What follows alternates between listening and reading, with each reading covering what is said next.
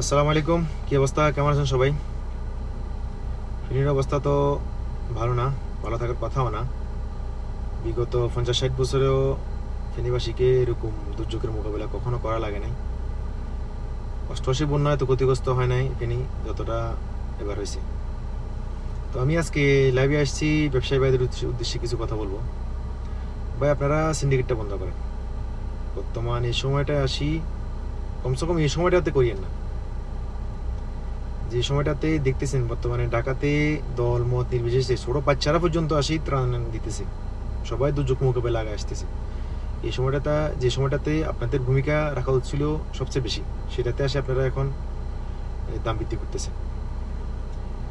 60 টাকার মুড়ি 90 টাকা কেন হবে ভাই? 60 টাকার মুড়ি হওয়া ছিল 40 টাকা 50 টাকা, এটা 90 টাকা কেন হবে? তো এটা থেকে আপনারা ফিরে আসবেন।